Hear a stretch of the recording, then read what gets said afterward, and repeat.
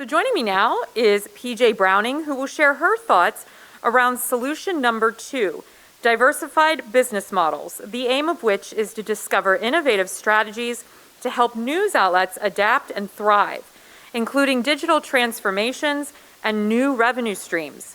Pamela, PJ Browning, is the CEO of Evening Post Publishing and serves as president and publisher of the Post and Courier in Charleston, South Carolina. Browning was named Executive of the Year by the Inter-American Press Association in 2023, and she was also named Editor and Publisher's 2019 Publisher of the Year. Please help me welcome her to the stage. Thank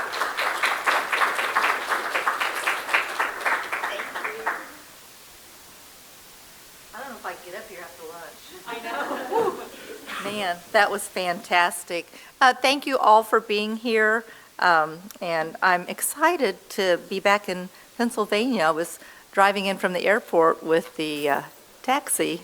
Well, actually, it was the Hilton guy, I guess, and I realized it had been about 22 years since I'd been back, but had the opportunity to serve as publisher at the Carlisle Sentinel and then publisher at State College, Center Daily Times, so great experience.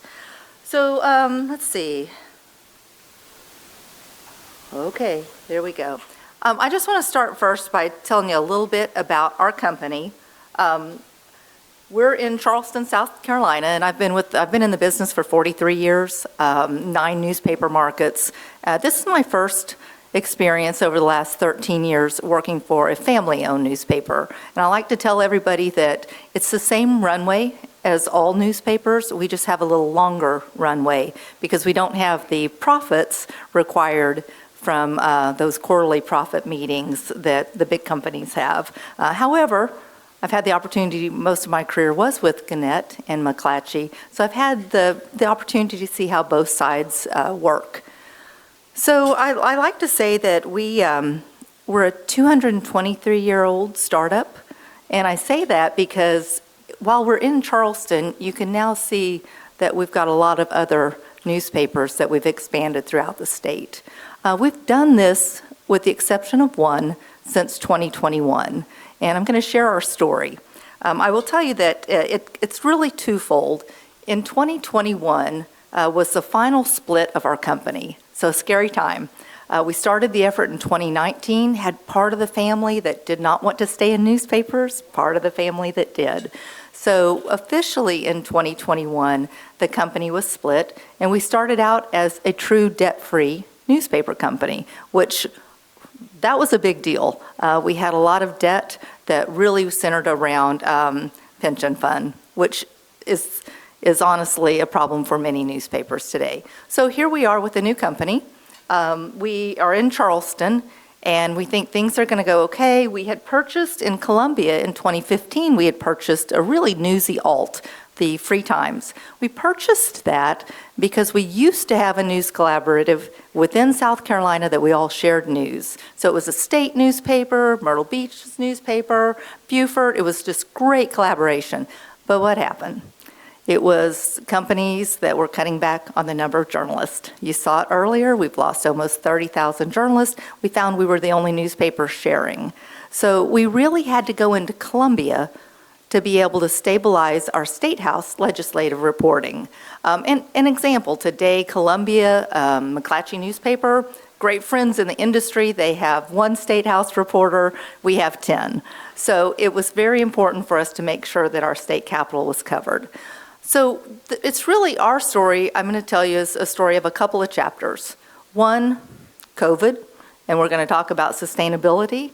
And that sustainability was very important as we looked at our digital growth. The other was truly around news deserts. So just as a couple examples, when you see the PD and Rock Hill, these were 2 examples of true news deserts that I'll share with you in more detail. And we're going to wrap in that not only philanthropy, but the opportunity for university partnerships, which were key to that. The other piece was really when COVID hit. For you, those of you on the business side of newspaper, you saw when February hit, when March hit, when April hit. 50% decline in revenue, 55% decline in revenue. So all of a sudden, what are we doing to sustain our business? So we decided, we had gone through the GNI lab. That GNI lab told us what our target should be for digital subscriptions. So here we are, 7-day print in Charleston, South Carolina, and we knew that we had digital subscriptions by going through that lab of 17,000 to 30,000. So we were like, that's fantastic. Well, we did the math on that and it wasn't enough. So how do we grow our business? You either retreat and go home or you decide to grow. So we decided to expand. And we had a really simple model on expansion, and I'm going to oversimplify it, but I'm happy to tell anybody about this. I can add a journalist any day in any of your markets, and I feel good about it. Because what we did is we knew what the potential was in South Carolina. It was 85,000 digital subscriptions. If I'm expanding a journalist in Greenville, South Carolina, I don't need to pay for anything but that journalist. That's all I need to cover as a legacy print newspaper. I can back that journalist up with my HR team. You know, if I need an editor team, I can back them up. So we simply said, and for our journalist, if you take $55,000 a year and you divide it by $155, how many digital subscriptions does that journalist need to produce to be able to sustain themselves? And our board decided to give us a 3-year runway to get those digital subs. So I'll let somebody do the math on that, and it's going to be surprisingly low. Anybody? 355 digital subscribers over the course of 3 years to pay for a journalist. So our model in our expansion markets, as we went into, we now have 10 reporters in Columbia. We have 10 reporters in Greenville, South Carolina, 3 reporters in Spartanburg. North Augusta, we have 2. PD, we have 3. Beaufort, we have 3. And Myrtle Beach, we have 4. So all of that is a paid model for us to go into those markets. And it's just not been that hard. The icing on top, or the gravy on top, that we went with was we did not start by building out a revenue model. And I'm a revenue person. Been in this business way too long not to be. But the revenue side, we decided we wanted to build our model based on readers. Because what COVID taught us is advertising revenue was volatile. And we didn't want it was not going to rule the day for our journalism. We believe in journalism. It's what our company has always stood for. So it was really important. After we built out the reader side, we ended up adding the revenue side. For us, we added a publisher, editor in each one of those markets.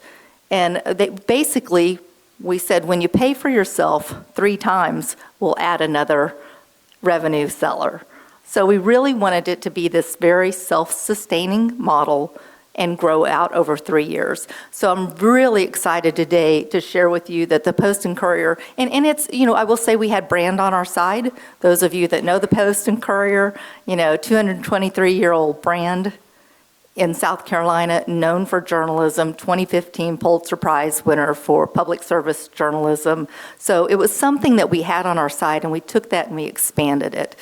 So that, I'll just say today, and as we talk through this, in addition to that, we do have 17 funded reporters, and we have 37 funded interns that we're going to talk more about. I could spend like all day on this slide. I love talking about this. Okay, so sustainability. The next thing we went to was, I want to start out with a big wow for you, and then we're going to break this down. So I want to go ahead and show you what our constellation of funding sources is. And there's been some talk about this today. We're we're privately held. We are a public newspaper that got into philanthropy. And we got into philanthropy in a pretty big way. What I love about this slide, and it was said earlier, I think Dale said, it could be that person that gives you $500, then they'll give you $1,000. That person that gives you $100. One of my favorite stories is the little lady that She sends in $25 with her letter that says, honey, if you need more, I'm here for you. We have people that give us money every month, because they love what we stand for. They love journalism. We have that. It gives me goosebumps telling you guys that we have journalism. We are different. That's what we have. That's what we provide to the community. We have to tell our stories. And if you're a college student, take a marketing class if you want to get into journalism. Tell your story. That's what we've learned to do, is talk to our community, tell our story. And that's what's made a difference. So what I love about this too, we have some major donors, but reach inside your state. Reach to your readers. They're the ones that are going to connect you. I cannot tell you how rewarding it is to go to somebody. Todd, thank you. He's in the audience, is a part of our funding team. To find somebody. My job now, I have a lot of coffee and conversations, and I love it. And that coffee and conversation, it leads to 3 other coffee and conversations. So it's this beautiful network that works because they believe in what we do. So the details behind this, it's a couple of different stories. So I want to start with Uncovered. So this was the news desert piece, which was really, for a state of South Carolina, a family-owned newspaper that believes in journalism, we saw news desert starting to form after COVID. So our team went out and we worked with 18 local newspapers that we didn't own.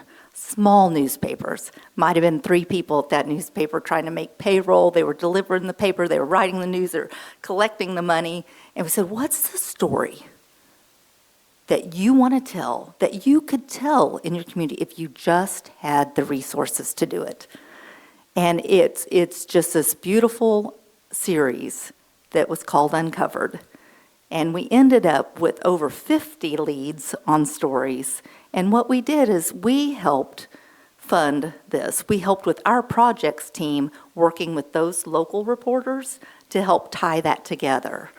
And we needed money to do this. It was our very first foray into asking for money. We had no clue. The editor's in the room, I'm in the room, marketing director's in the room. We're like, well, how much should we ask for? We know we have FOIA expense. We know we need to test water. We've got a corrupt sheriff. We've got this, we've got that. So we said, what if we ask our readers for $100,000 in 100 days? Sounded okay. It was a goal. We were excited about it.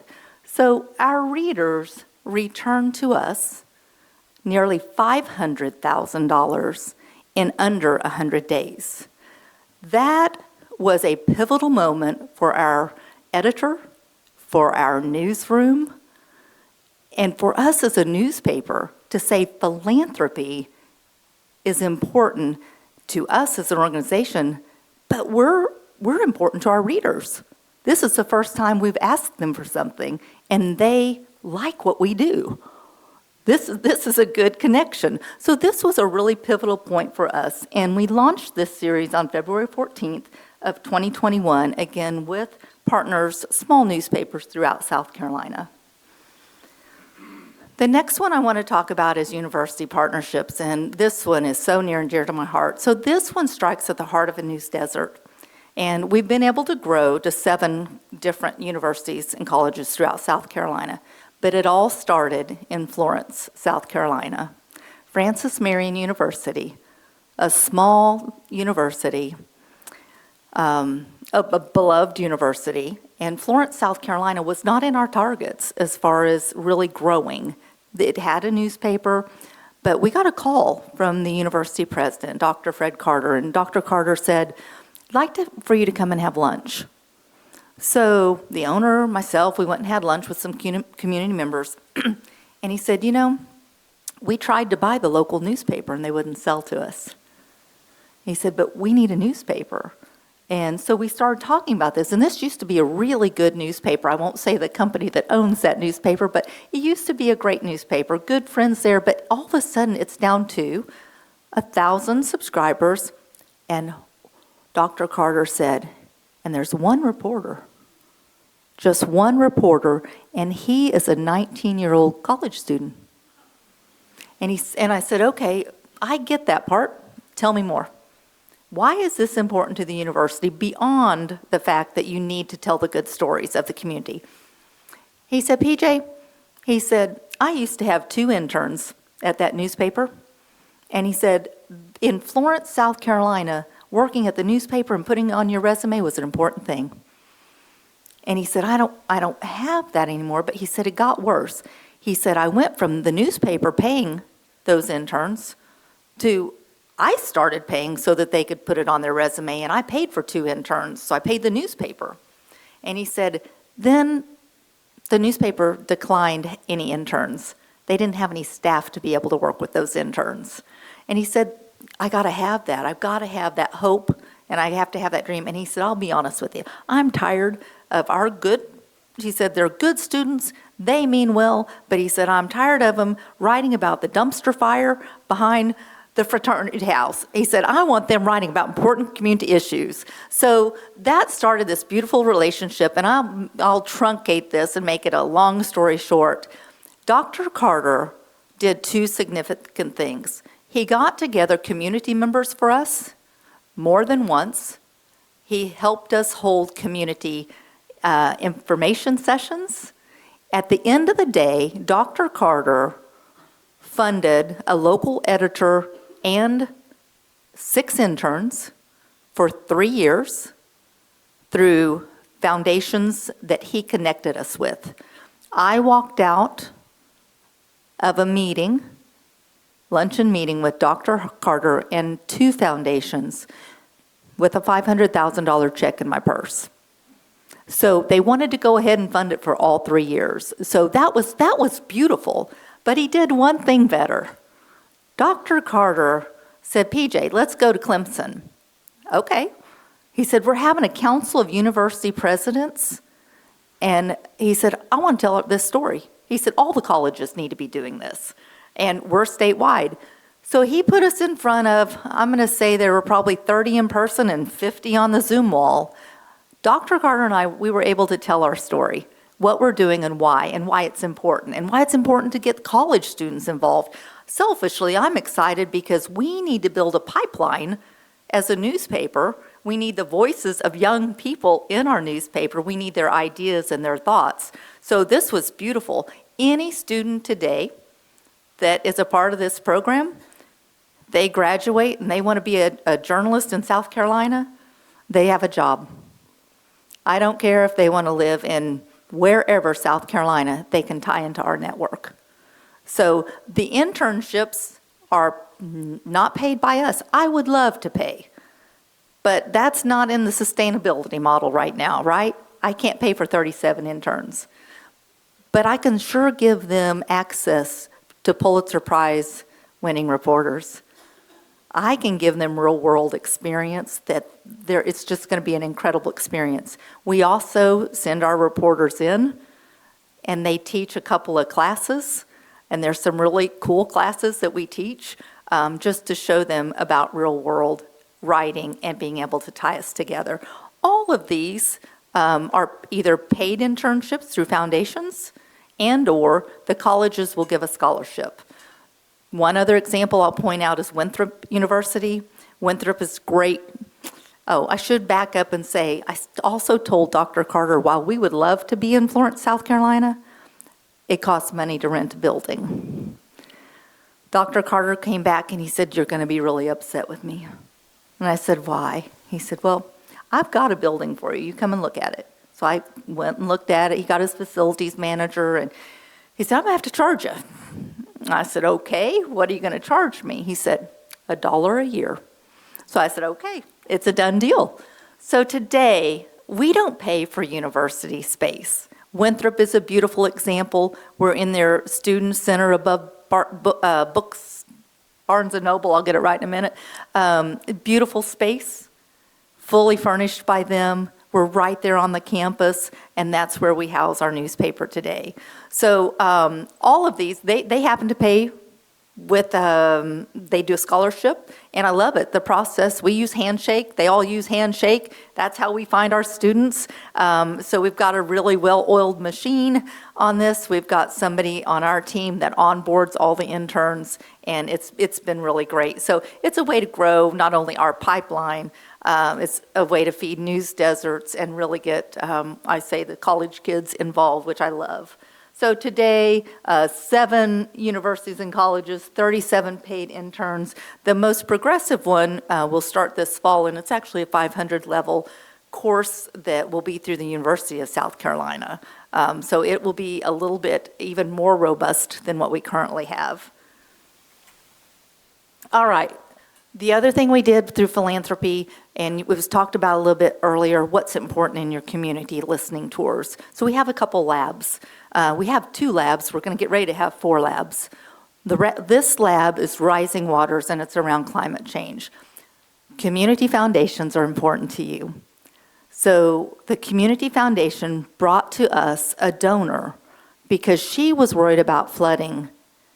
And she said, she went to the Community Foundation. She said, what do? I have money. I want to make an impact. The Community Foundation calls up and says, can we come over and talk to you? They brought this individual, Susan Lyons, to us, and Susan told us what the problem was and what she wanted to do. So we came back at Susan with a proposal, and we said, fund a reporter. We'll make this happen. So again, long story short on this one, we do all of our labs 3 years because we don't want to hire a reporter for 1 year. We need it to be at least 3 years, and we think we can prove ourselves in 3 years, and we can renew it for another 3 years. So this particular investment, a 1-year investment for a Rising Waters editor, a reporter, and engagement reporter. You guys have heard this earlier. Engagement, very important. The engagement person does nothing but forums. We do meetups, all of that good stuff. It is almost $200,000 for a year, 3-year investment of nearly $600,000. This lab's fully funded for the first 3 years, just rolled over to the second 3-year, and the work that this team did was so good, it caught the eye of the MacArthur Foundation. You may have read about it. $400,000 grant that we received from MacArthur. So again, the work they did, that was great, but it all started with Susan Lyons, worried about flooding in downtown Charleston. Her $50,000 donation and the connection with that community foundation. So we also have an education lab. So we did a series, and it was called Minimally Adequate. Journalism-based, fantastic report, but Minimally Adequate said that an education, our state lawmakers, on our books in South Carolina, a minimally adequate education is all our children need, and we are good to go. It was an incredible piece of journalism that caught the eye of a lot of people and ultimately formed our education lab.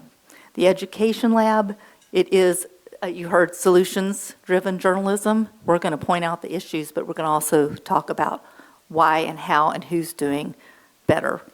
We, data-driven reporting. We like to pull in what's going on with the other states. So definitely solutions-based. This was my favorite one. We pitched this. We started the pitch. It was $220,000 a year. We had our first pitch. So the guy comes in, and we are sitting around the conference table, and we do our pitch, and it's $220,000. I'm thinking, I hope he funds one of these people. He's really into education. It was a community member who loved education. So we get done, and he says, I'll do it. And I'm like, okay, like, how much? And he said, I'm going to do the whole thing. And he said, I'm going to fund it all for 3 years. So to the tune of $660,000, we had one funder, and we thought, well, we can grow the lab even more. We're statewide. So we kept growing the lab, and we brought on other people. So today, we have an annual budget of $433,750, a 3-year of $1.3 million. I'm happy to report that this lab is on its second 3-year cycle. So again, good reporting, good journalism, community that knows that you'll make a difference, they're going to pay for journalism and they're going to help you.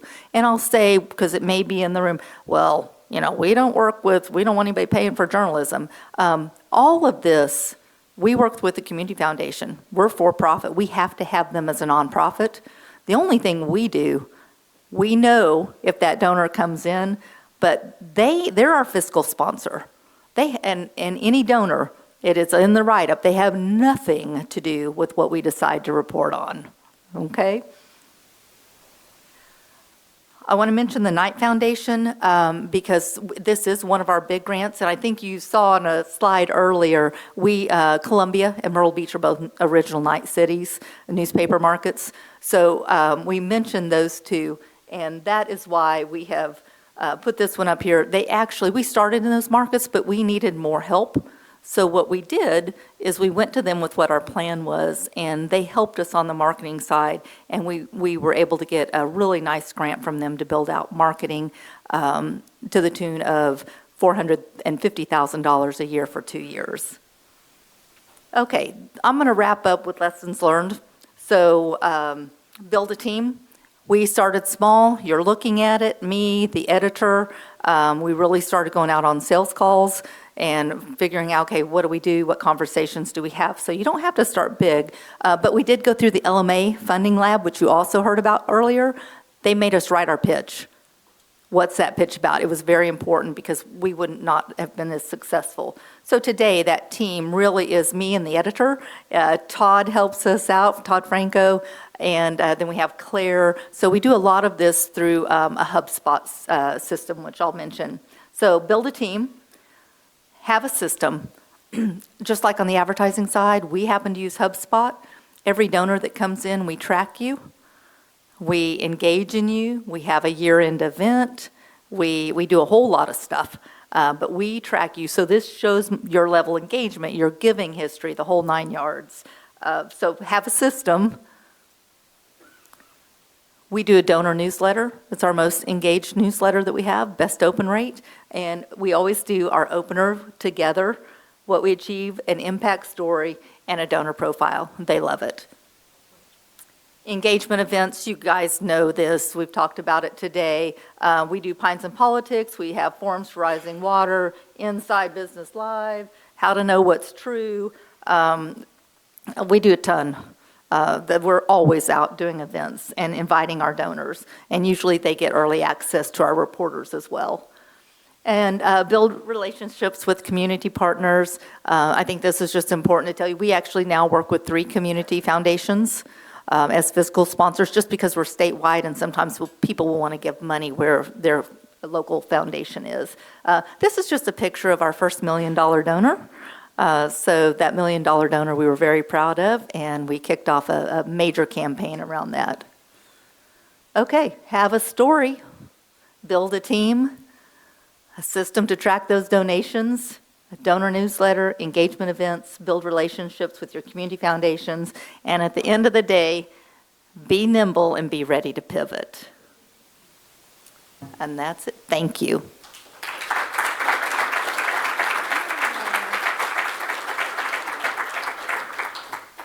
You doing questions, or if anybody has any, or I can. Does anybody have any questions? Yes, in the back.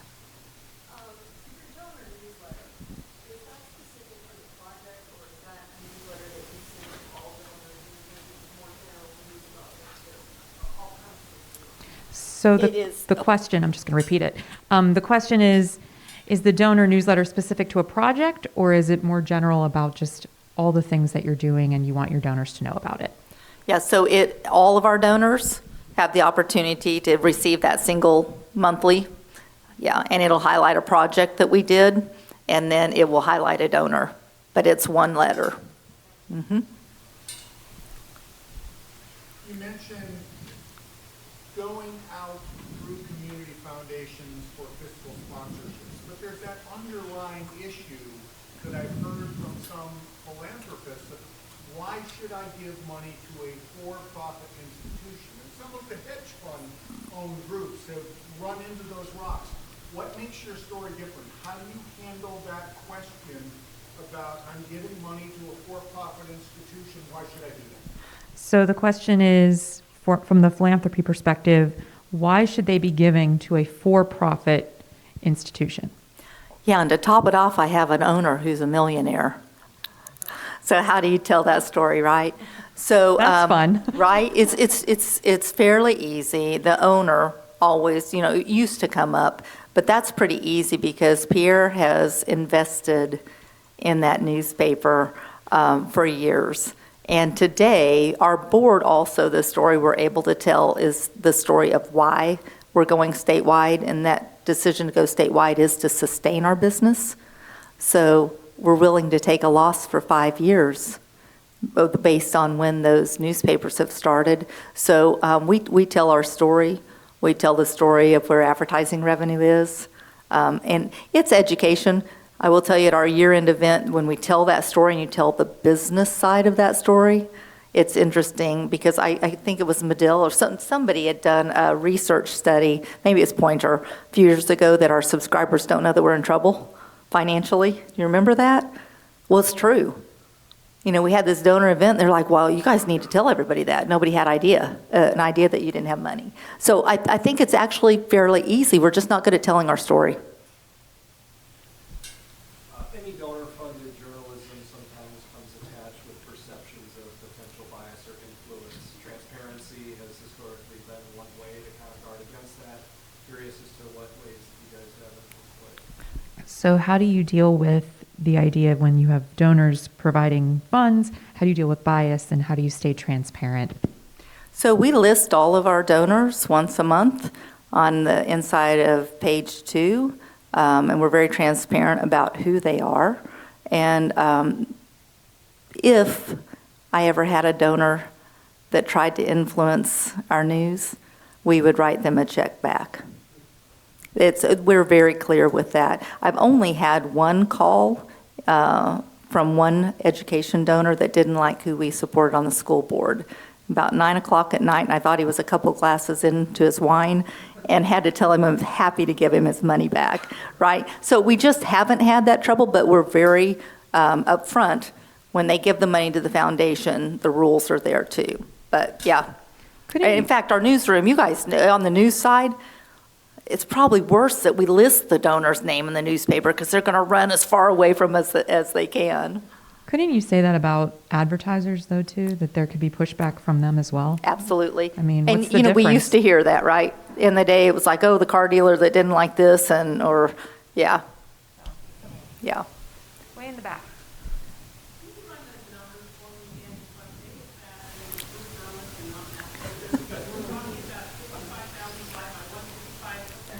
Can you run the numbers again? There was something with 55 that Tara was saying. Yeah. So decide how much money you want to pay your reporter. We happen to be $55,000, right? And then divide it by, which I didn't do a good job. Thank you for calling me out on this, because the 155 is what we average as an annual subscription for digital. So that's your annual subscription is 155. So justify that through the money. Okay. Yep. So is there like a cost of getting that subscribers associated with that news? What's the cost? Acquisition cost. Yeah. Yeah. We average, our acquisition cost is about $32 per digital subscriber. I will tell you, I'm all about hiring a journalist, and as long as my owner's going to let me get by with it, I'm not adding in that cost. But if I wanted to add that cost in, it's going to be minimal. You'd take the number of subscribers times that $32, tack it on, redivide it, and get your new number. But, yes. I'll take you into just really quick to mention something to the theme of the numbers. When you're talking about account executives or ad folks, you said, I'm going to paraphrase, but if you bring in 3 times your salary, then you'll hire another one. So Right. what you're talking about is basically salary, 3x salary will trigger the addition of another pay. Correct. That's how you work. Yes, yeah. And it's pretty traditional. I'm sorry, 2 to 3 times. Some newspapers use 2 times, some use 3. But those startup markets, the numbers are just, they're high growth, 140% because they're brand new. So that revenue is going to come in faster now. So we're doing 3X.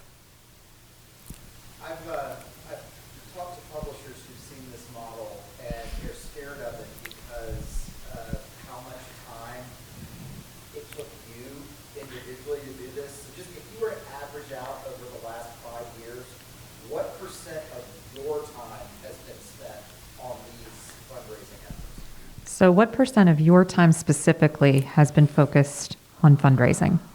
I don't know, Todd, we meet every week for 30 minutes to an hour.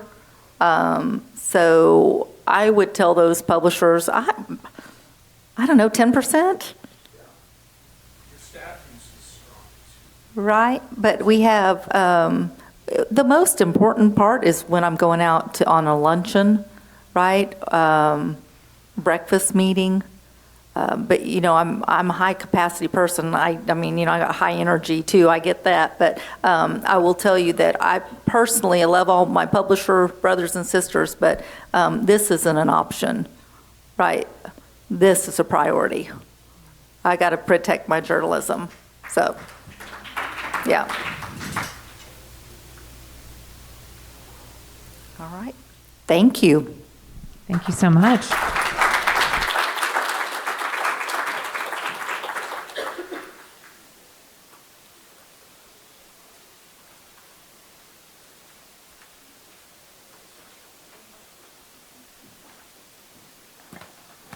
Thank you, PJ. All right. Next, I would like to introduce panel moderator Logan Molyneux. Logan is an associate professor and chair of the journalism department at Temple University's Klein College of Media and Communication. His research interests include digital media and mobile technology, specifically as they relate to journalistic practices and products. This panel will highlight 3 news outlets that have successfully expanded into the digital world, partly or entirely. Each speaker will explain the keys to each news outlet's success. Please help me welcome Logan to the stage.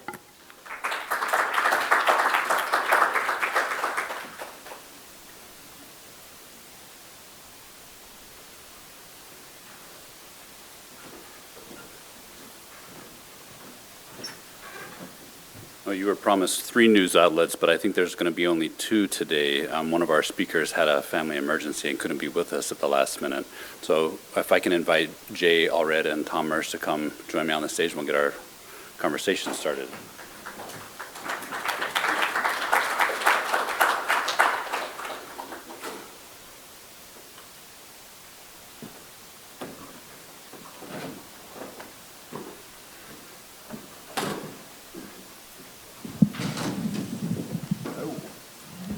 There's only 3 of us, so I thought I'd do this sitting down. That way I can catch a little shut-eye while you guys are talking. Top 5 things I've never wanted to do is follow PJ. Second that. All right. So I think when people hear digital media, they're thinking about things like streaming and TikTok and a bunch of other stuff that they spend their time on online. News isn't really even part of the picture. So I wonder how, as you please say your name again and introduce yourself and your business. But as you're talking about this, could you tell us what digital niche you see your business filling? Sure. My name is Jay Allred. I'm the CEO and publisher of Richland Source and Source Media Properties. We have 3 local news websites that cover 3 contiguous counties in the state of Ohio. Our audience is roughly 250,000 people. In case you're wondering, we are pretty rural. Per capita, there's about 126 people per square mile in the area that we cover. To give you some comparison, neighboring Franklin County, which houses the city of Columbus, there's 2,500 people per square mile. So it gives you a sense of, not all counties are created equal. And we've been around since 2013. And to answer your question directly, we are essentially a local newspaper that doesn't have any paper. I mean, this is what we do. We provide news and information and coverage of these 3 counties and the people in those counties. We have a strong orientation towards solutions journalism, and we were doing audience engagement before it had a name, at least in Ohio, because all people thought was that is weird what they're doing. And what it was simply talking to audiences in person and listening to what they had to say. So that's pretty much the summary on what we do. Thank you. Tom? Thank you. My name again is Tom Merce. I oversee and manage the news team at Pennon. Pennon is a relatively new name for what had been WITF, which is the public media company here in central Pennsylvania, FM radio TV. Pennon is also the owner of a newspaper company, which is where I came up and spent 30 years of my career, mostly as a reporter, then as an editor, and then executive editor beginning in 2020, before joining WITF, later Pennon, in 2023. So, to your question, which sort of digital niche are we trying to fill? First, I want to talk about the journalism itself. We are on the newspaper side, a community newspaper. In fact, we have 3 community newspapers, one 7-day a week and 2 weekly newspapers. The focus of those papers is the 984 square miles of Lancaster County. The bread and butter has always been local, and I mean local to the extent of covering 60 municipalities, 1 county government, and 17 school districts. When we joined WITF, when our family owners who had owned the paper for 158 years gifted the newspaper company to WITF, there was a great opportunity to look at the geographic footprint of WITF, which covers 19 counties, not 1 county. And those 19 counties have 755 local governments and 167 school districts. This is Pennsylvania, where there are, they've made it very easy to do local government. Our digital niche is, in terms of platform, it's all of the above. We are about a month and a half into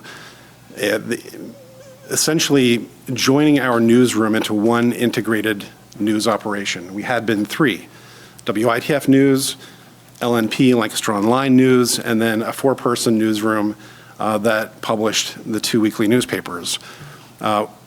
Beginning in early January, we pulled them together into, in essence, 1 org chart and redesigned the newsroom in such a way that sort of creates 3 newsrooms in 1. There's the journalism team, the reporters, the assignment editors, which is the largest group. The second team is the digital platform and audience team, which is sort of wrapped around the journalism team. So this is a highly digital operation. And then the third sort of newsroom within a newsroom is the print production operation. So we've still got about a dozen journalists, copy editors, paginators, working to produce the 7-day-a-week newspaper and the 2 weekly newspapers. But the journalism team, the digital platform team is, again, we're a month and a half into this. We're not even 2 years into the relationship between the 2 entities. But we've already got an email newsletter team. We've got a social media team. We've got a podcast reporter who's about to drop her 3rd sort of project within the next couple of weeks. So, that's in addition to the video team, photography team, the web team that we've got in operation on the digital platform team as well. So to your question, it's really all of the above.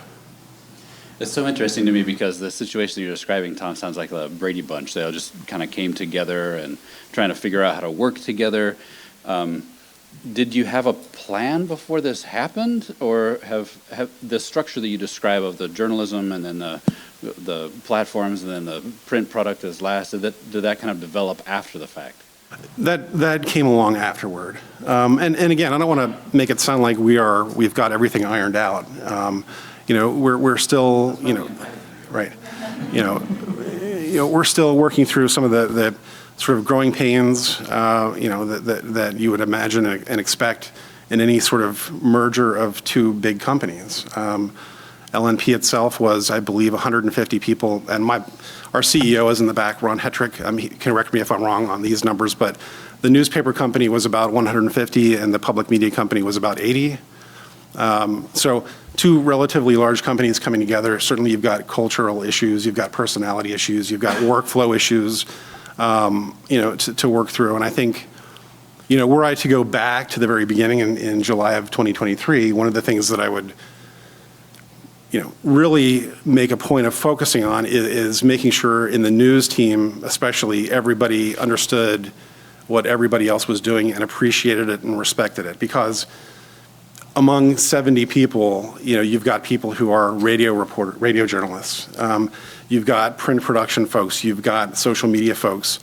And we're getting there. But I think there's still, sort of a lack of understanding or appreciation in this quarter about what's happening over here. I confess that I'm just, I do appreciate and am coming to appreciate what it takes, all the work it takes to create a radio report and a radio program. WITF, among the many things it does is it does a daily noontime radio show, and that takes an awful lot of planning and work and production capacity. We didn't figure it out beforehand. We're sort of figuring it out as we go. Thank you. Jay, the Richardson Sources Center that you all built from scratch, it wasn't a spin-off of something else, Correct. right? Can you tell us a bit about how it started? Sure. In very, very early 2013, our founder was participating in something that is probably familiar to lots of you. These are leadership development cohorts that happen sometimes through the local chamber foundation or whatever. And one of the things that they were doing during that time was they walked around and they talked to a ton of different people in the business community. And Mansfield, Ohio, where we're headquartered, is essentially what you've seen of Detroit and Youngstown, just smaller. So, post-industrial, Midwest, southern part of the Rust Belt has endured kind of a 30-year butt kicking by the global economy and is just now sort of coming out of that. But during that period of time, when they were interviewing community stakeholders, they were asking them what holds Mansfield back? What's preventing us from growing and redeveloping and thriving, prospering? And one consistent answer kept coming back, which is that the only stories that we tell about our community are how we're failing. No one said that these stories that were published in a chain-owned daily were inaccurate. That wasn't what they were saying, was that Mansfield, no, we don't have a drug problem, or no, the schools are great. That's not what they were saying. They were saying that there's another 80% of this community that is working on it, and that there are reasons to like it here, but no, we're not telling those stories. And so when someone looks us up on Google, basically we're essentially telling ourselves that we suck, and increasingly we're believing it. And that is preventing us from finding a path forward to a future. So the founder was of means, but had no clue about media. He knew he wanted something different, but he didn't know what he wanted. And that's where I came in. I'd been around newspapers my entire life. My dad was a newspaper publisher, a sales director, a group publisher, always on the business side, journeyman pressman, started sweeping the floors inside of a press room. It was that story, right? And so when I spent time with my dad, I spent time with him at the newspaper because that's the only place he ever was. And God rest his soul, but I mean, he loved his job, right? So I understood that intrinsically. I worked in startups, so I understood how to start something from nothing. And I had the same sort of opinion about the way that we were telling these stories about this small Midwestern community that I had adopted as my hometown. And I mean, we had breakfast, I ate an omelet, we shook hands, and I was the publisher of the Richland Source. I mean, it was like, it was that. My first day, we brought the team together. I had to let a couple of people go who had been with the launch team, and they weren't launching anything. There was a lot of coffee being consumed, but not a lot of other things happening. And so we just got to work. And like 18 days later, we launched the Source. And we've published every single day without fail for the last 12 and a half years. Something new has been on the Source. And it was just rooted in this idea that if you keep telling, if you tell a holistic story about your community, when you have to tell them a hard story, they will believe you. That's the difference. And we decided early that we were going to care about a small number of things really intensely and then let the rest figure itself out. So one of those things was we were going to care about the fact that we were going to have people on the business side from day one. We were going to be a business that did journalism. So that was we were going to care about that. And we have maintained a 50-50 ratio for 12 and a half years in terms of people that work on money and people and HR and that kind of stuff, and people that do journalism. And that has served us well, right? And then probably the second thing that is the thing that's key to us and the thing we're most proud of and work hardest on is that we wanted our audience to trust us because they did not trust the media that was there then. And in our last survey, we surveyed 4,000 readers. They voluntarily clicked on a button and said, I will tell you what I think about you. And we asked them very intentionally the same question that Gallup asks America around trust in mass media. And I'm sure that some of you have seen that. The number is 31% of Americans trust mass media, and it's worse among Republicans, much worse. And in my county, 70% of the people voted for Donald John Trump. So I live in a red area. When we asked those 4,000 people, 95% of them said they trusted us. And we raise money on that. We attract employees with that. We hold ourselves to that standard, and that has served us as the principles of why that's our why, is to tell the whole story of the community and have people believe us so that when we have to tell them something hard, it opens the door to a broader conversation to allow us to look for responses to that problem. This trusting audience didn't just appear in year one. Oh, hell no. No, I mean, we used to tell people, they used to think we were a blog, they thought we were a Facebook page. They would sort of symbolically pat us on the head and tell us how cute it was, the thing that we were doing. One of the ways we would have to explain to people what Richland Source was, and I had taken to, at that time, telling them that we were a community development organization that rode around in a van shaped like a newspaper. So you could feel like you could sort of understand us, because that was kind of what we were trying to do, which was to get people engaged and involved in the place that they lived. But they didn't understand how to do that, so we shaped it like a newspaper and did journalism, and that helped people understand. That was like a doorway for them to go into something new. Thank you. This idea of caring for a community seems to be like something that I've heard from a lot of different places. This is a unique enaction of it. Is this an idea that could work in any of Pennsylvania's small communities, provided there was somebody who wanted to give that initial sustaining, support? I'm not an expert in Pennsylvania. I'm not an expert in much stuff, but I think that... Just hearing you describe your town describes so many small communities here in Pennsylvania too, I think.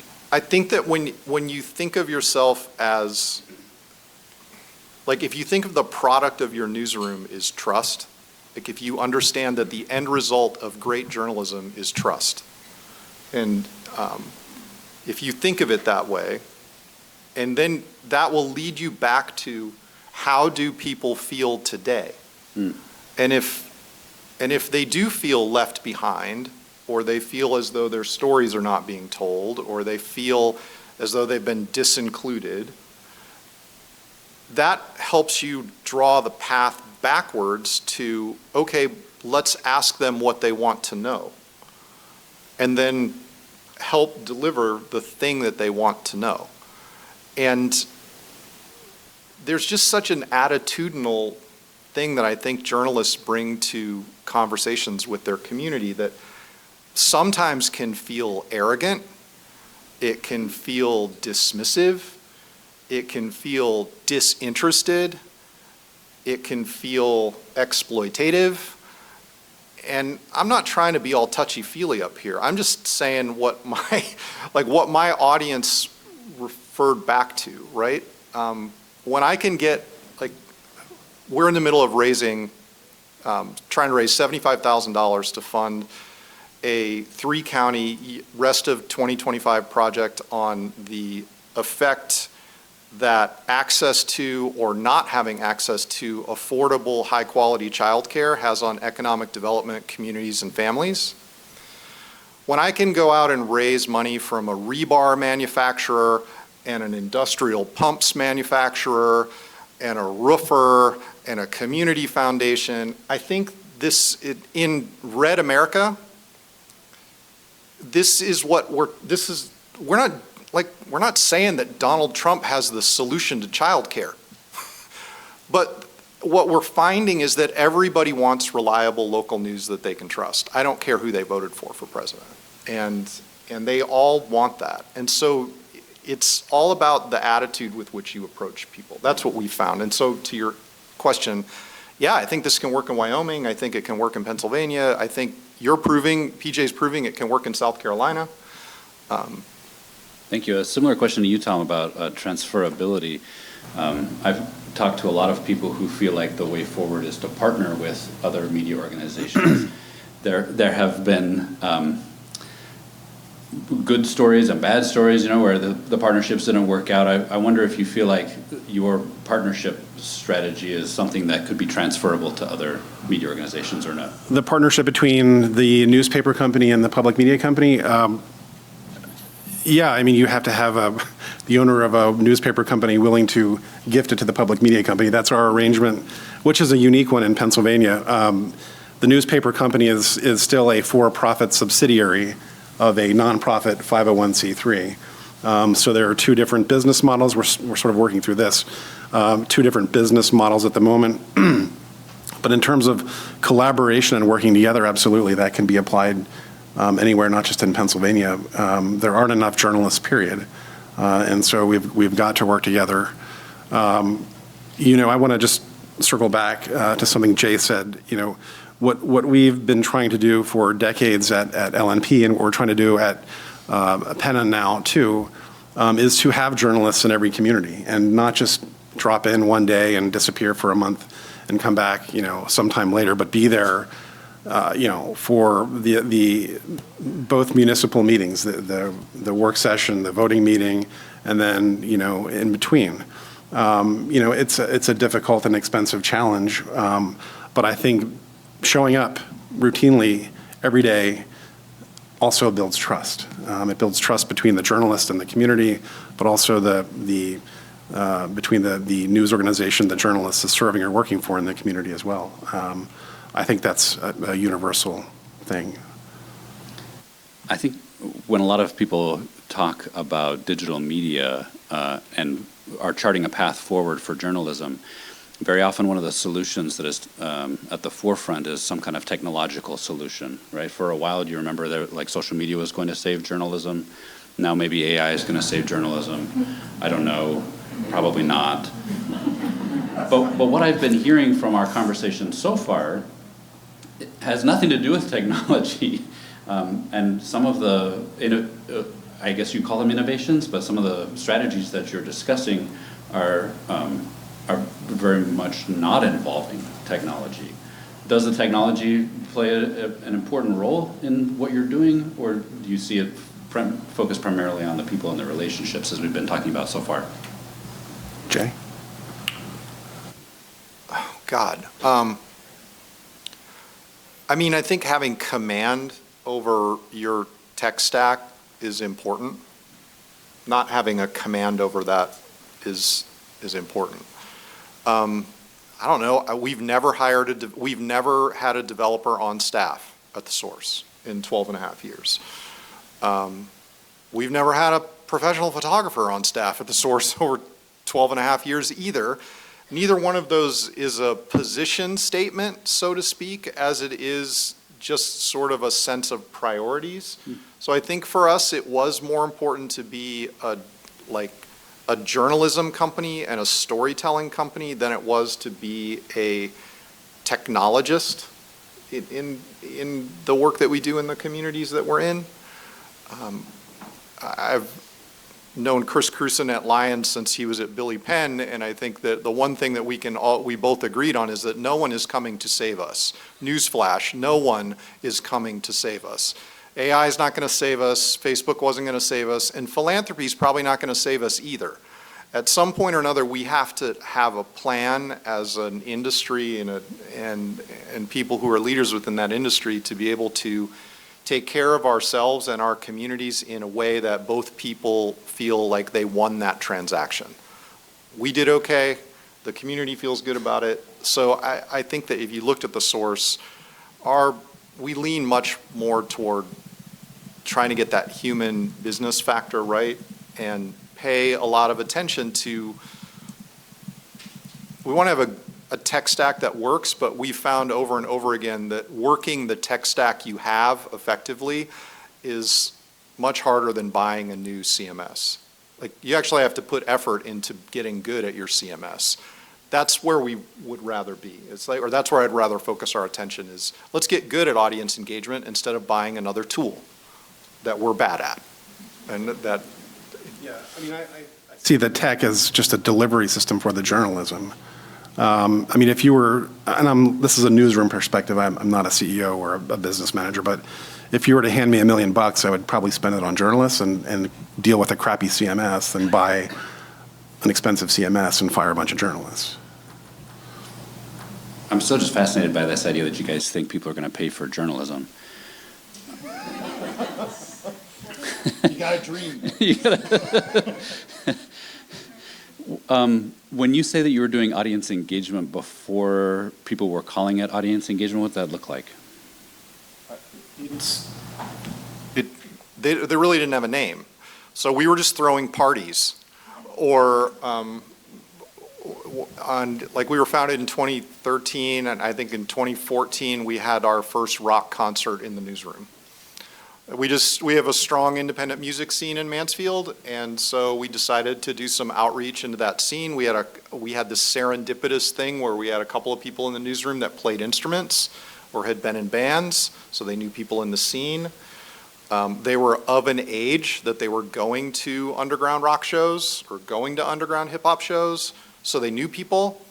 So we went like all Tiny Desk on this thing and just invited like a 4-piece rock band into the newsroom, and we made some invitations and had people over, and 30 or 40 people packed this basement newsroom, and then and then 40 shows later over 7 years, it's become kind of a staple of the independent music scene in Mansfield, which is pretty simple. It's free show, no tickets, free beer donated by the local craft brewer, free snacks donated by Doc's Deli, props to Doc's Deli.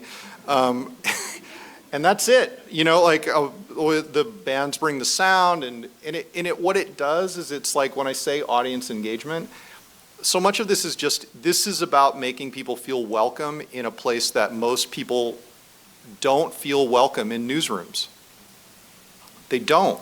And this was me growing up, and you grew up in this business, or I've spent a lot of time in this business. It's hard to make people feel like they belong in that space.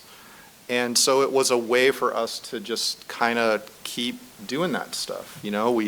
We did a story on infant mortality back in 2017, and we had a community baby shower where we partnered with 20 different organizations that served maternal health, and we had 500 women come through and get, access to stuff, and we had a massage table in the back, and people were getting back rubs, and ladies were telling their stories about what their pregnancy was like, and this was all serving the journalism, right, around connecting people with a safer early infanthood.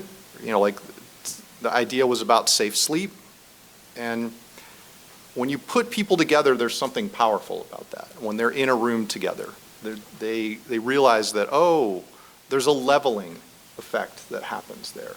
Like, I belong here, they belong here, we're doing this thing together. And, it's like a very genuine form of allyship to to throw a party and then invite everyone. And that's, it's like actually making those concepts real. Cool. Speaking of getting people together in the same room, Tom, you were talking about merging different cultures and workflows across the thing. One of the cultures that I found resistant to change is the idea that journalists need to interact with their audiences at all. Do you find any of that resistance in your blended newsroom, or what's it look like for you? No, I don't. We've in the past, and are going to eventually restart this. We've done events. Whether it's coffees, evening coffees with certain staffers. WITF had a thing going for a number of years, a very successful event called News and Brews, where they'd invite members of the community out to meet the journalists. There is zero resistance because that's how you get great stories, is by talking to people, and it's helpful if you talk to them to their face. So no, not at all. No? Has there been anything else that you guys have tried in the last couple of years of you merged that was kind of surprisingly successful? I would say that the News and Brews were well attended. The one thing we found with those events is that they tended to draw many of the same folks or people who were already fans of either the public media company or the newspaper itself, when what we really needed to be doing was getting out beyond that audience and getting to new people or talking to them. So we're trying to rethink those events, the sort of the News and Brews and coffees and things like that to figure out how we can get new folks in or get to them. All right. The title of our panel was something like Keys to Thriving in Digital Media or something. I wonder if each of you could offer some closing remarks before we take questions about what do you feel like the folks in this room ought to know or ought to be striving toward. It could be related to digital media, or it could be related to where our conversation has kind of gone, which is toward these relationships and trust, or some other combination of those things. The wisdom that you'd like to leave our audience with today. I think the audience has to come first of all, and I think that's why there will not be a cookie cutter way that is going to solve local news in America. The audience that we serve is largely rural. They're Midwestern. These are, and they're more than their demographic things that are in the census. It's the way that they feel about their lives, right? And so our job, if we're doing our job as journalists, is to reflect holistically what it is to live and work and raise a family in the place that we're covering, right? If we're covering something geographic like we are, right? The South is different than the Midwest, which is different than the Mountain West. The lived experiences are different, right? So I think focusing on that is going to be really important for success anyway. One thing that we've been grappling with a lot over the last year has been, when we started, we were very much pirate flag insurgents, okay? No one knew, we were total rebel alliance, right? We knew who Darth Vader was.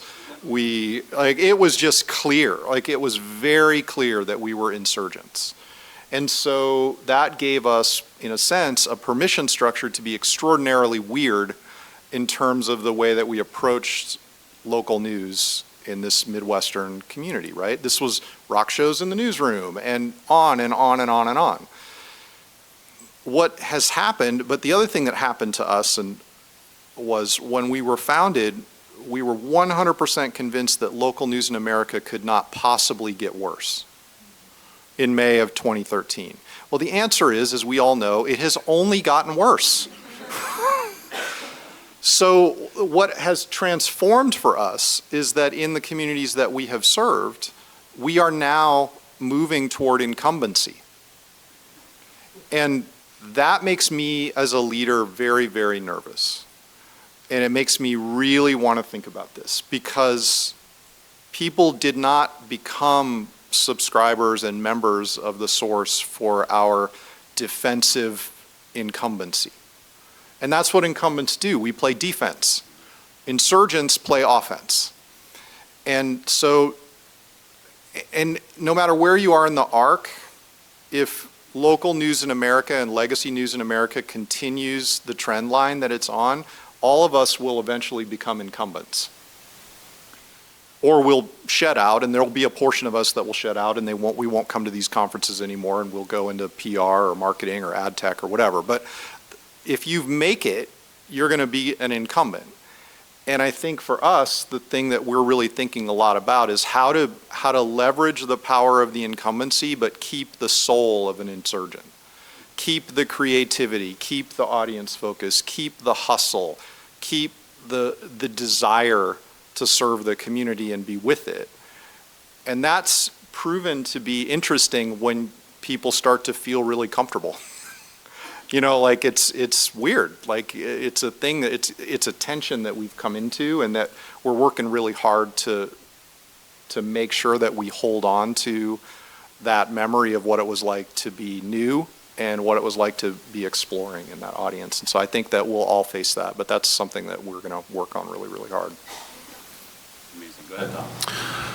That's great. I'm not sure I can come anywhere close to that. This is a very much a newsroom-focused remark, but what I've experienced over the past 2 years, bringing together a group of people who are doing vastly disparate things. Journalism, yes, but in different platforms and in different ways of reaching the audience. There is a deep hunger for professional development, for learning to do and try new things. Yeah. I've discovered that on my staff.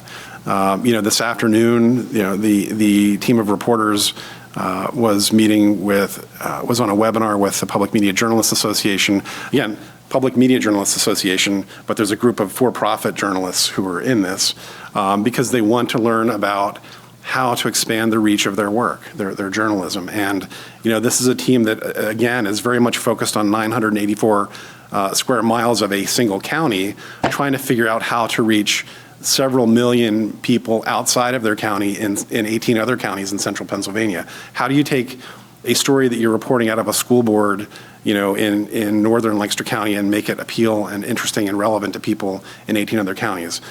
There is a deep hunger for that.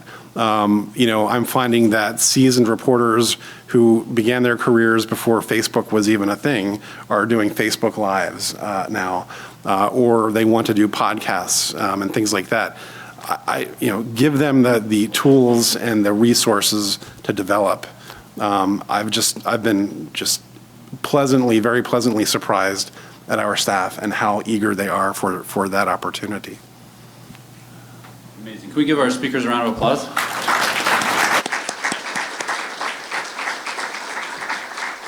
Being down to panelists, we have plenty of time left for questions and discussion. So I'm very curious to hear what you'd like us to talk about. Go ahead. Tom, can you talk a little bit, I'm just thinking of the visual side, and I touched on it earlier, the News Newsroom project. I thought maybe you could just touch on that. Yes. Thanks to the Pennsylvania News Media Foundation, we are in the process of planning the creation and launch of what we're calling a youth newsroom. This is a project that is going to essentially build upon the existing work that our news organization does with high school teens across Lancaster County in southeastern Pennsylvania here.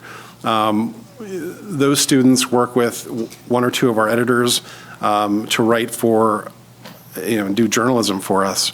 But what we're looking to do is pull together a group of students from all of the public schools, private schools in Lancaster County, and build out an independent newsroom.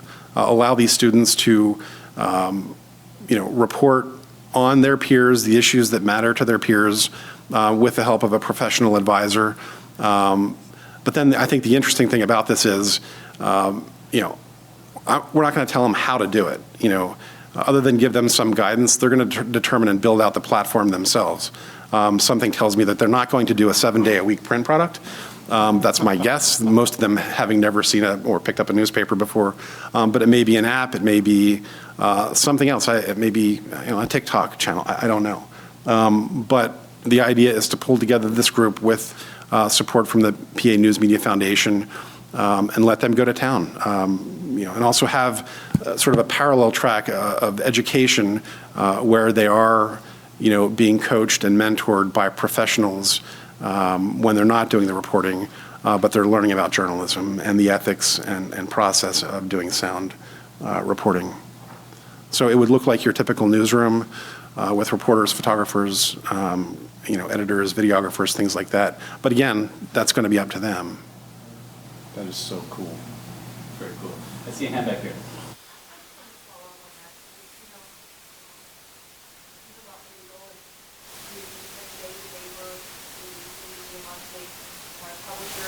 Very innovative.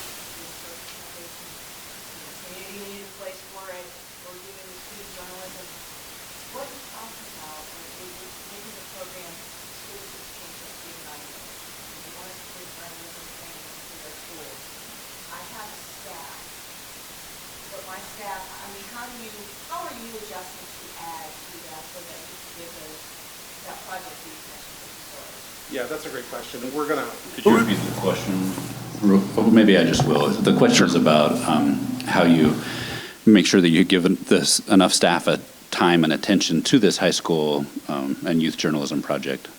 So the youth team will not be managed by anybody on staff. It's going to operate independent of our staff with a professional advisor that we're going to be hiring. The work that we're now doing with the school districts is managed by staff. And as you know, that does take a lot of work and effort and things like that. But no, the new newsroom, the independent newsroom, will be managed by somebody off staff. You're welcome. Very good. Right here. So when we're talking about these live events, and I love what I was hearing just around this idea of building community, because I really think that's at the heart of local journalism, is that sense of belonging.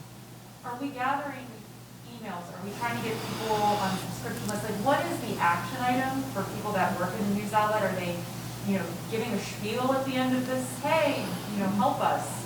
Keep this going. What is the call to action? So the question is, how is a rock concert journalism, or how does it actually support your journalistic intentions? So it all depends on the event, right? So if we are doing like we recently did an event, fun fact, somebody from Mansfield is a 14-time Iditarod racer.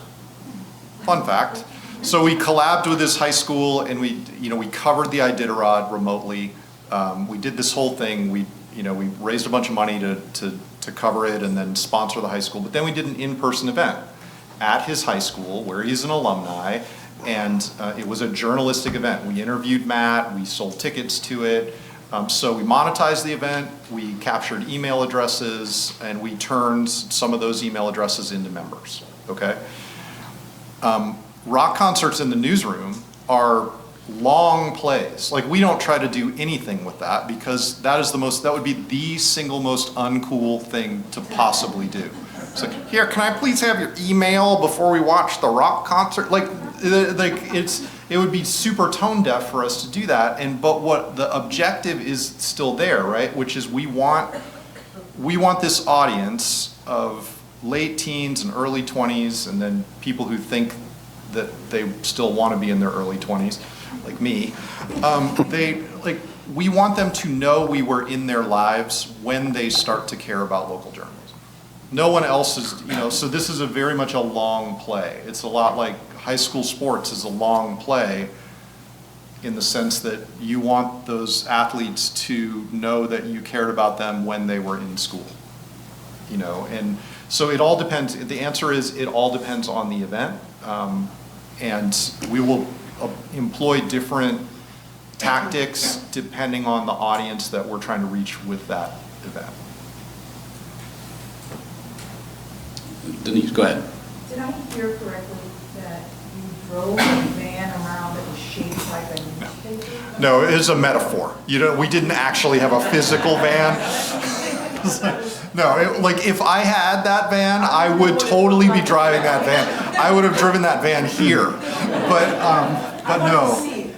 No, the Oscar Mayer Wienermobile of journalism. What we found was that people did not understand that at the time, in 2013, 2014, 2015, they really didn't understand that you could do local news without a newspaper.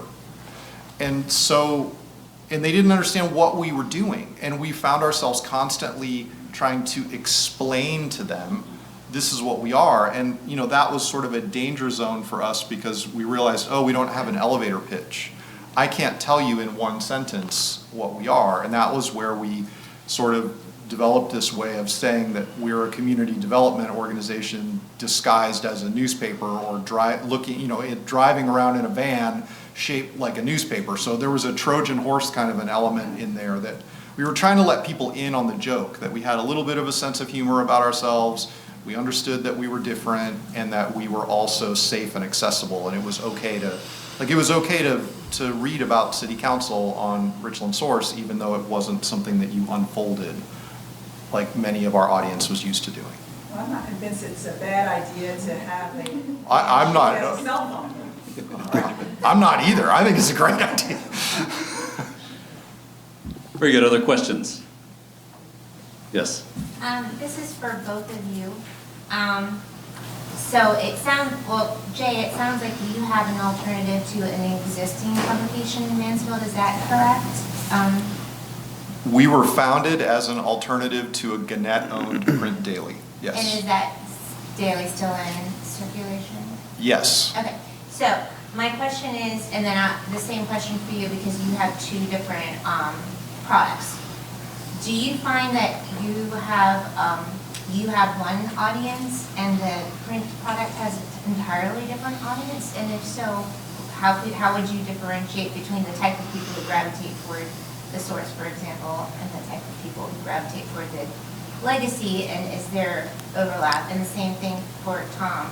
Or do you have one audience that's mostly for digital and another audience that's for print? Have you noticed any trends? Or I'm just curious who's going for what source of news in your community? So the question is whether you notice any segmentation or fragmentation within your audiences, as compared to other sectors of your business or other competitors in the market. So we know what our audience is, right? And then we know what is reported that the general newspaper audience is. So I don't know what my colleagues at the Mansfield News Journal's exact audience figures are. But if you look at our audience versus sort of all comers for American newspapers, we're a little bit younger, a little bit more female, but broadly, these are adults who live in the communities that we are covering. They vote. Oftentimes they have families and have kids. They're broadly newspaper readers, right? I mean, we're a little bit younger, a little bit more female, but I don't think it's statistically significant enough to say, oh yeah, our audience looks completely different than the news journal's audience. There's broad overlap, I think. And they tell us oftentimes I find they read both. Yeah, I would agree with that. I mean, I think we have a lot of overlap between print and digital, and we can tell some of that by who among our print subscribers has registered and is using our digital product. I think it's just they use them differently, of course. I mean, with the Sunday paper, which is our largest paper of the week, they're spending time with that, and perhaps during the week when the papers are much, much smaller, they're relying on the web, because we're breaking stories all day long, during the week. Sundays, the Sunday print product, we treat a lot differently. But, there is overlap between our Lancaster County, and significant overlap, actually, between our Lancaster County LNP newspaper audience, and I use newspaper to cover print and digital, and the public media audience as well. I think, and Ron, again, correct me if I'm wrong here, but one of the, Lancaster County it represents among the largest of Pennon's 19-county audience region. So there is significant overlap even between the print and digital products in Lancaster and the public media audience that, across 19 counties, which is pretty interesting. I think where we are finding differences is the level of engagement of the audience with the product or with the thing that we're trying to do.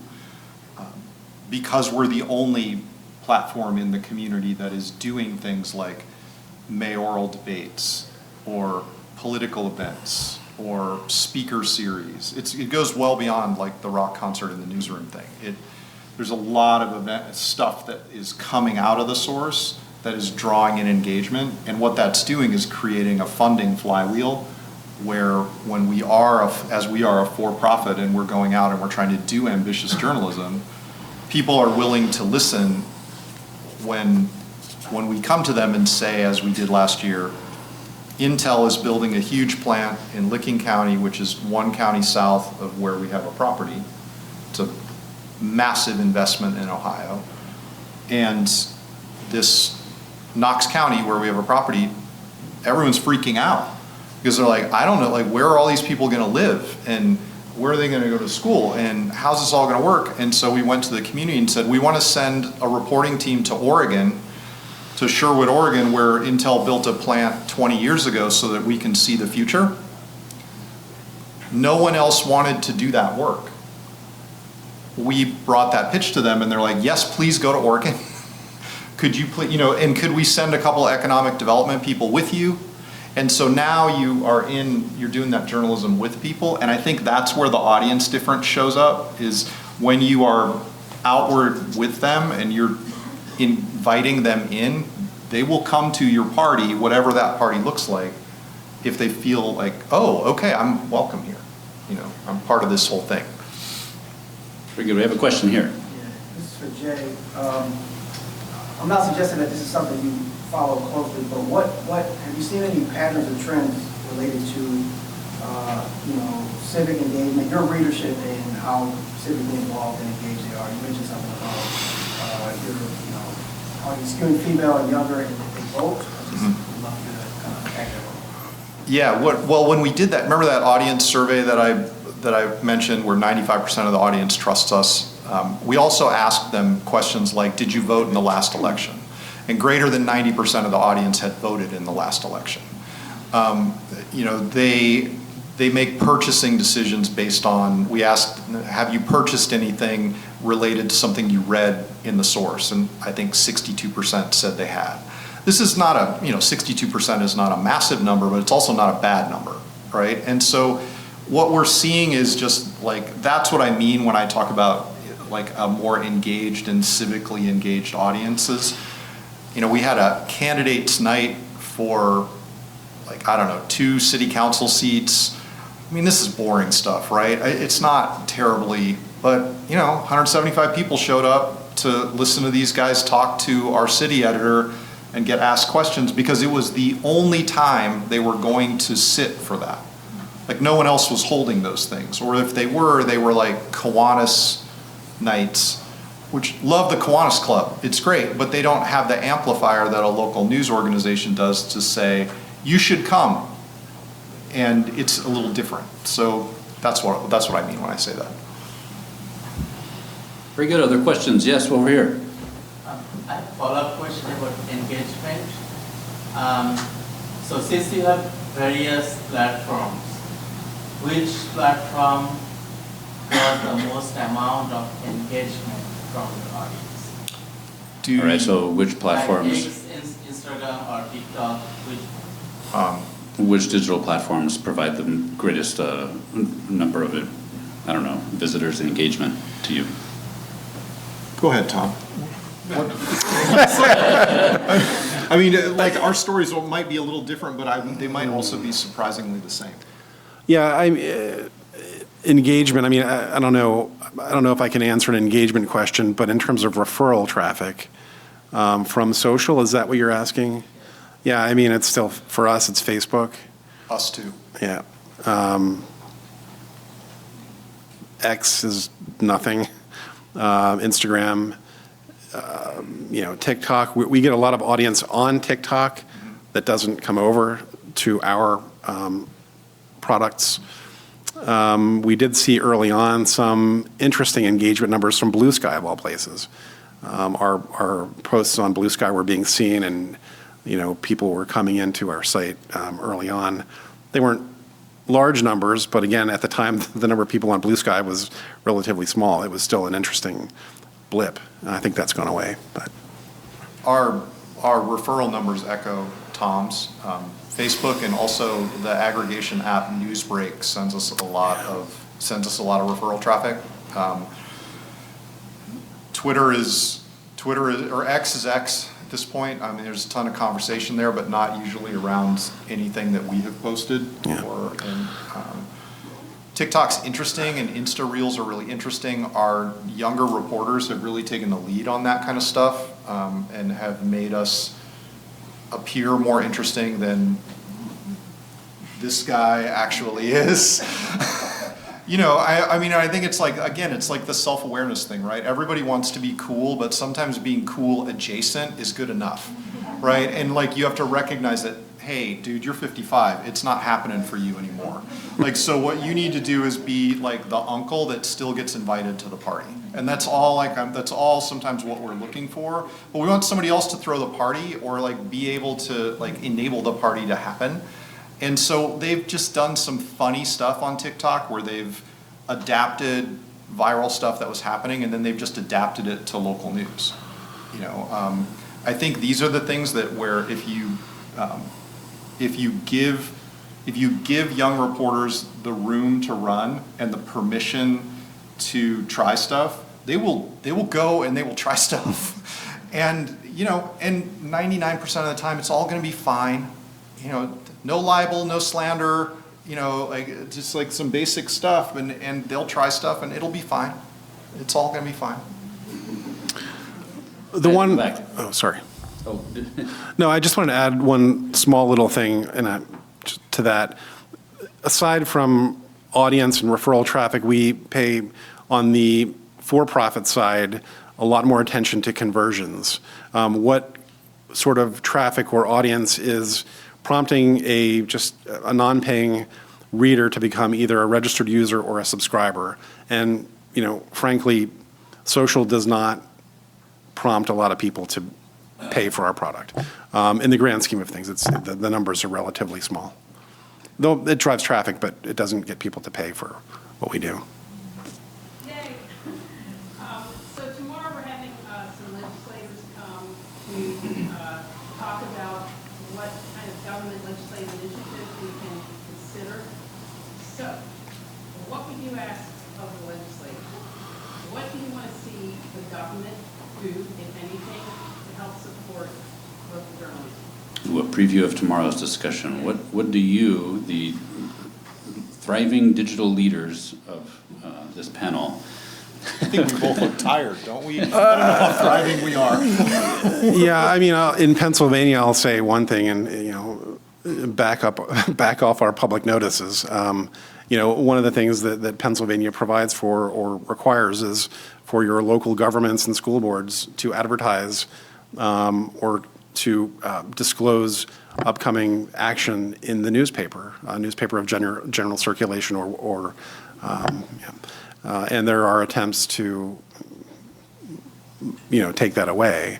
The newspaper remains a good avenue for getting that sort of crucial public notice information out to the public.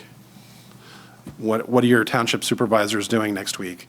What does the budget look like? Are they going to vote to adopt some resolution? I mean, yeah, reporters can cover all of that stuff, so what stuff they're not covering does show up in your public notices in the back of the newspaper. Look there if you want some good stories.